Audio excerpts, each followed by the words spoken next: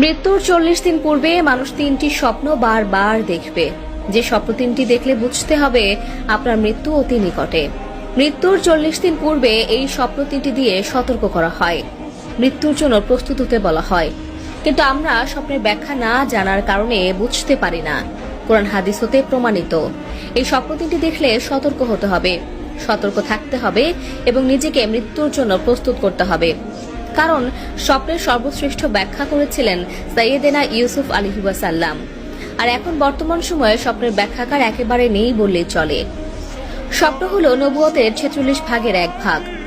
আমাদের প্রিয় নবী সাল্লাল্লাহু আলাইহি ওয়াসাল্লামের নিকট স্বপ্নের মাধ্যমে ওহী নাজিল হয়েছিল। এজন্য আবু হুরায়রা রাদিয়াল্লাহু তাআলা আনহু হতে বর্ণিত, প্রিয় নবী বলেছেন, নবুয়তের কোনো কিছুই বাকি নেই, শুধু বাকি রয়েছে ভালো স্বপ্ন। আর এই ভালো স্বপ্ন একমাত্র আল্লাহর পক্ষ থেকে আসে। আলী রাদিয়াল্লাহু তাআলা আনহু হতে বর্ণিত, মৃত্যুর 40 দিন আগে থেকেই কোনো মানুষ যদি এই 3টি স্বপ্ন বারবার দেখতে পায়, তাহলে বুঝে নিতে হবে আল্লাহ তার মৃত্যুর সতর্কবার্তা তার উপর নাজিল করেছেন। আমাদের সকলের স্বপ্ন 3টি সম্পর্কে জানা জরুরি। কোরআন হাদিসের আলোকে স্বপ্ন 3টি নিয়ে অনেক প্রমাণ রয়েছে। কিন্তু কোন স্বপ্ন দেখলে বুঝবেন আপনি মারা যাবেন বা আপনার মৃত্যুর ইঙ্গিত দিচ্ছে? তাহলে চলুন জেনে নেই সেই স্বপ্ন 3টি কি।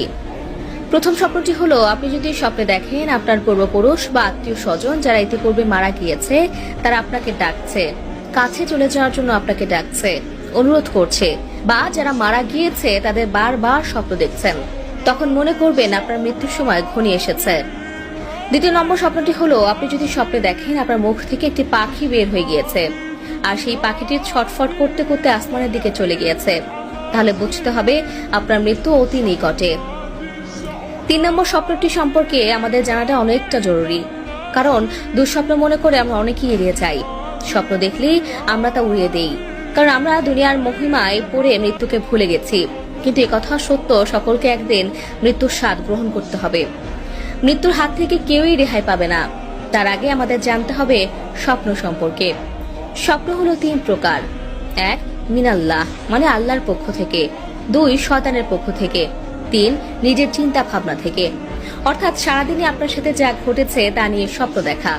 আল্লাহর পক্ষ থেকে যে স্বপ্নগুলো মানুষদের দেখানো হয় সেগুলো শুধু বাস্তবায়িত হয়। আল্লাহর দেখানো স্বপ্নগুলো আপনার ভবিষ্যতের নির্দেশ দেয়। এছাড়া যেসব স্বপ্ন প্রতিনিয়ত দেখি সেগুলোর কোনো যৌক্তিকতা নেই।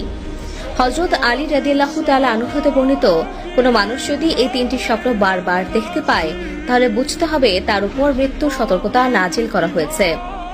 3 নম্বর স্বপ্নটি হলো, আপনি যদি ঘুমের মধ্যে দেখেন ঘুমের মধ্যেই এক দেশ থেকে অন্য দেশে দেশান্তর হচ্ছেন। স্বপ্ন